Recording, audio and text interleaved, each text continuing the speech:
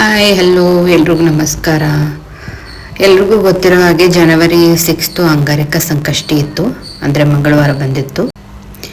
ಅಂಗಾರಕ ಸಂಕಷ್ಟಿ ಯಾಕೆ ಅಷ್ಟೊಂದು ವಿಶೇಷ ಅಂತಾರೆ ಅಂದರೆ, ಪ್ರತಿ ತಿಂಗಳು ಸಂಕಷ್ಟಿ ಇದ್ದೇ ಇರುತ್ತೆ. ಆದರೆ ಯೂಶ್ವಲಿ ಮಂಗಳವಾರ ದಿನ ಬರೋ ಸಂಕಷ್ಟಿಯನ್ನು ನಾವು ಅಂಗಾರಕ ಸಂಕಷ್ಟಿ ಅಂತ ಕರೀತಾರೆ.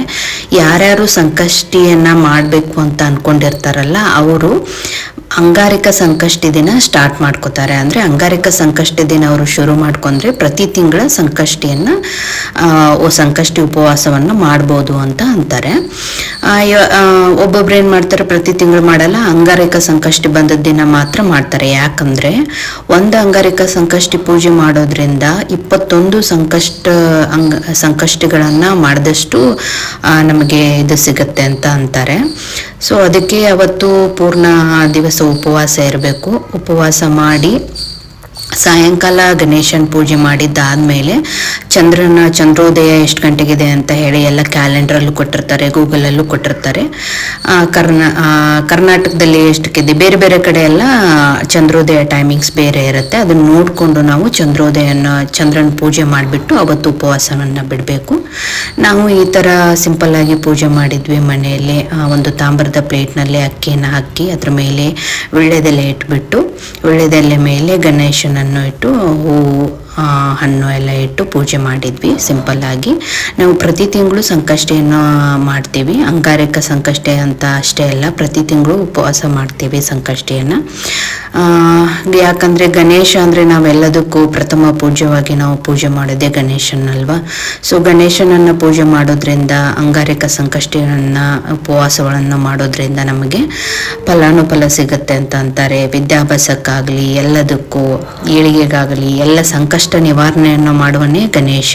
ಅದಕ್ಕೆ ಗಣೇಶನನ್ನು ಪೂಜೆ ಮಾಡಬೇಕು ಅಂತ ಅಂತಾರೆ. ನಾವು ಗರಿಕೆಯನ್ನು ಏರಿಸಿ ಪೂಜೆ ಮಾಡಿದ್ವಿ.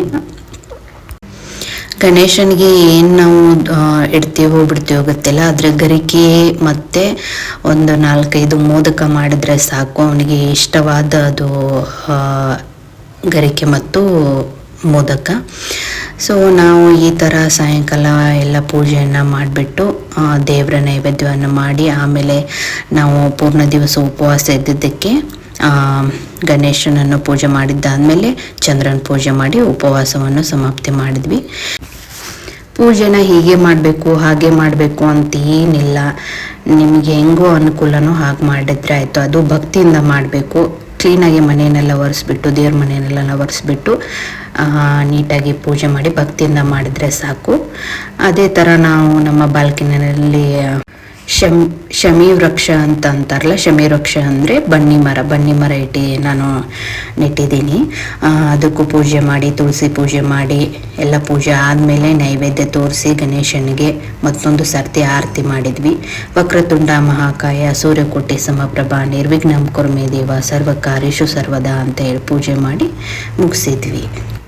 ನೀವು ನಿಮ್ಮ ಮನೆಯಲ್ಲಿ ಹೇಗೆ ಸಂಕಷ್ಟಿ ಪೂಜೆಯನ್ನು ಮಾಡಿದ್ರಿ ಅಂತ ಕಮೆಂಟ್ ಮಾಡಿ. ಥ್ಯಾಂಕ್ ಯು, ಧನ್ಯವಾದಗಳು.